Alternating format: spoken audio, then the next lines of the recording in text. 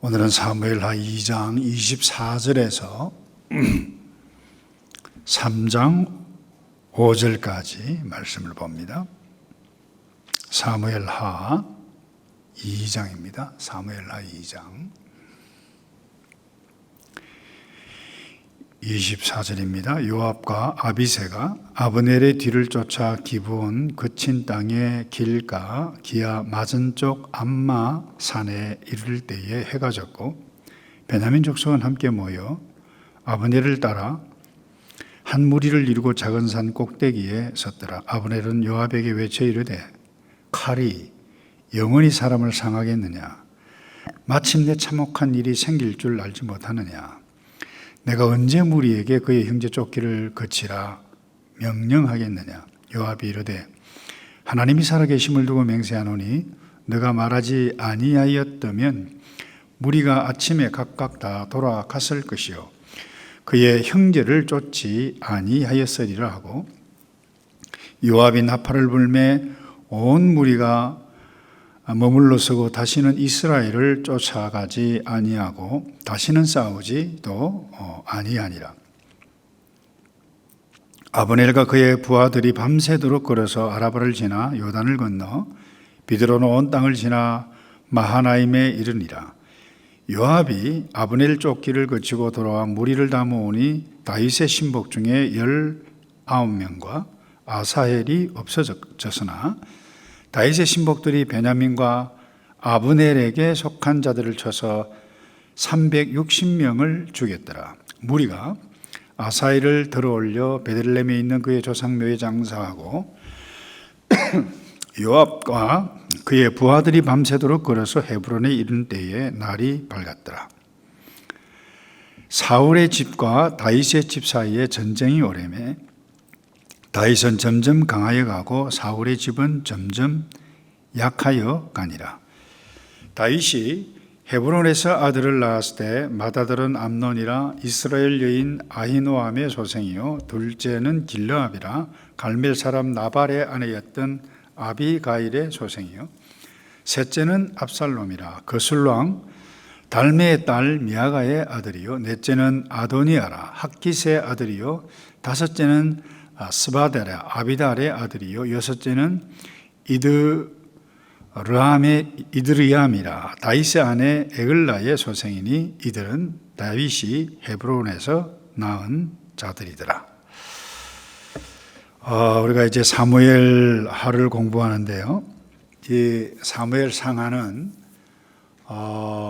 사사 시대를 지나고 신정 통치를 지금까지 특별히 선지자들 또 율법을 쫓아 행했던 이 제사장들의 가르침을 직접 하나님께서 말씀하시면 중간에 중보자라고 그러죠. 이 사역자들이 백성들에게 직접 하나님께서 이렇게 말씀하신다. 이렇게 했던 신정 통치를 받았는데 사사시대 이후에 어떻게 왕정 시대가 출발하고 그 왕정 시대의 결과가 어떻게 되어져 가고 있는가 그와 같은 것들을 쭉 사무엘 상하를 통해서 보여주고 있습니다.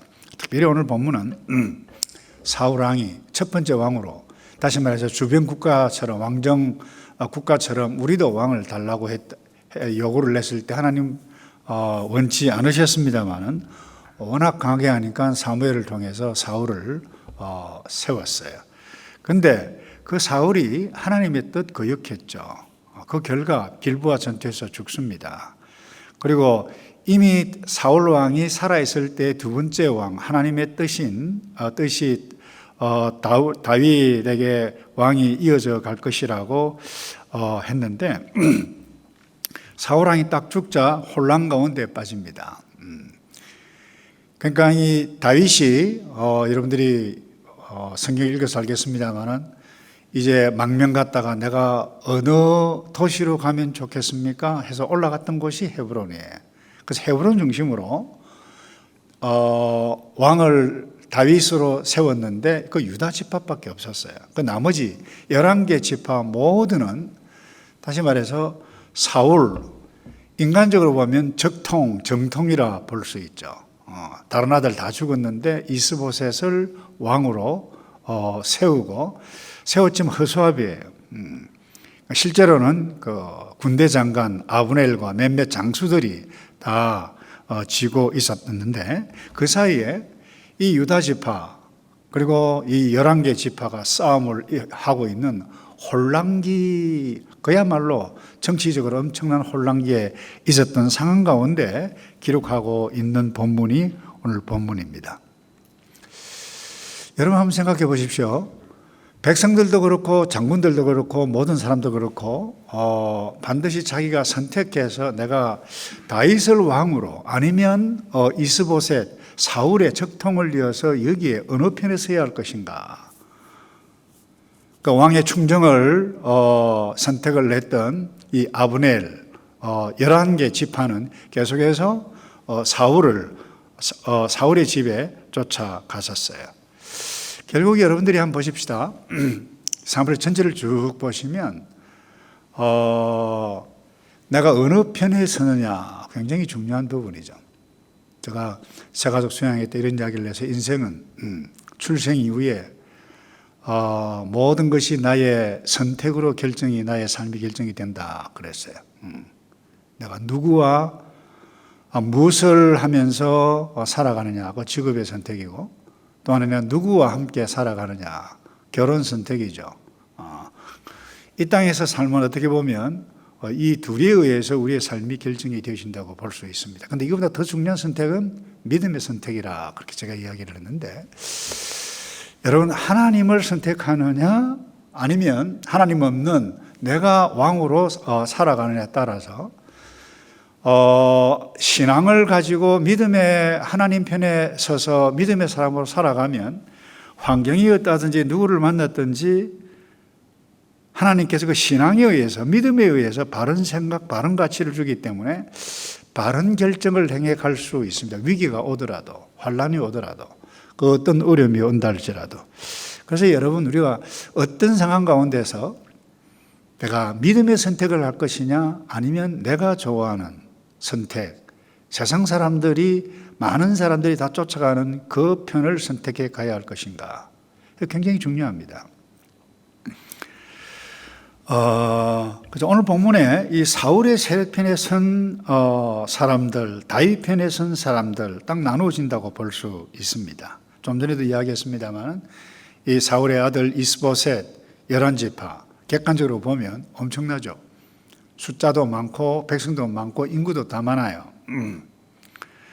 그런데 이 다윗 어떻게 보면 현실적으로 헤브론 중심으로 한 지파 신생 그룹이다. 신생 그룹뿐만 아니라 그 유다 지파뿐이어서 객관적으로 봐도 사울 후손의 그룹이 훨씬 많습니다.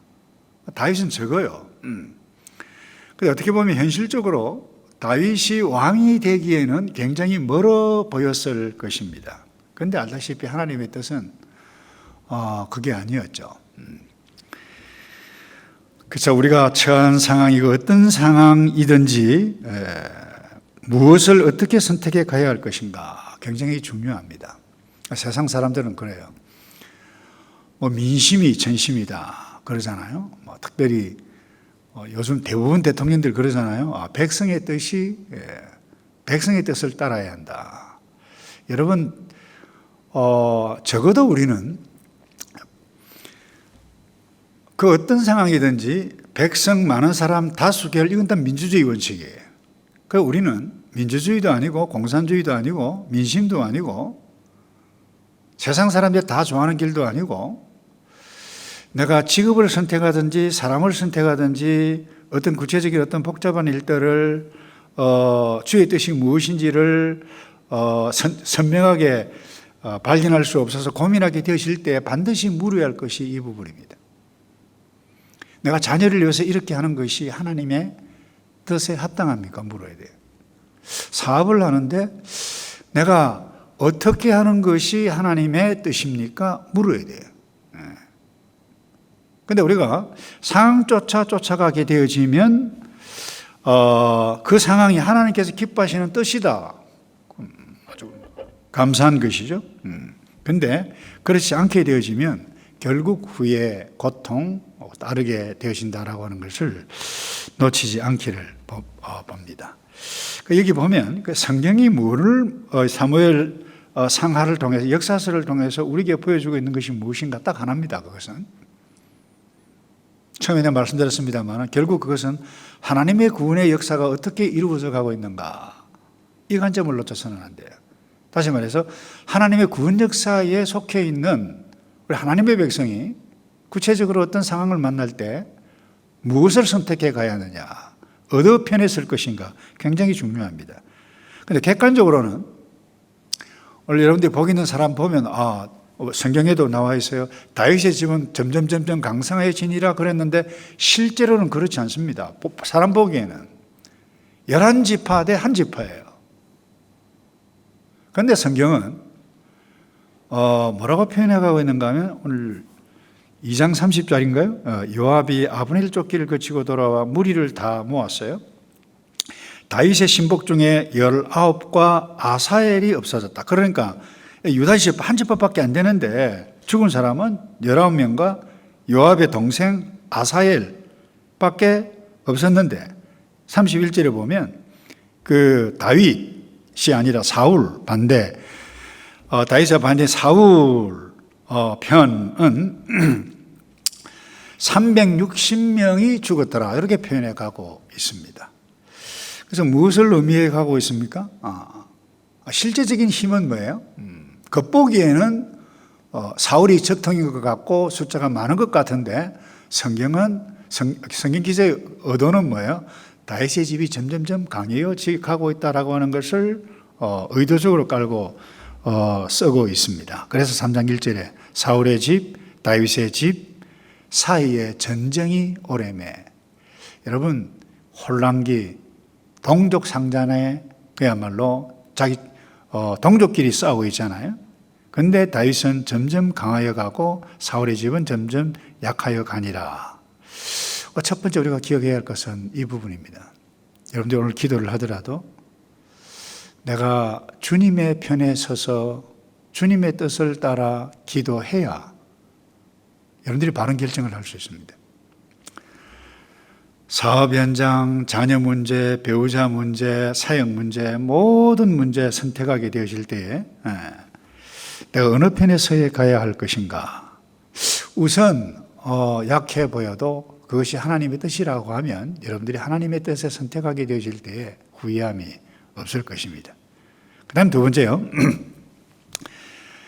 이 하나님의 뜻에 따르지 않을 때에 어떤 일이 일어나는가, 그거 오늘 본문을 통해서 알 수 있습니다. 전쟁이 왜 일어났죠? 동족끼리 딱 하나입니다. 사울 왕 때문입니다. 아말렉 다 진멸하라. 진멸하지 않았기 때문입니다. 하나님의 뜻을 거역했기 때문입니다.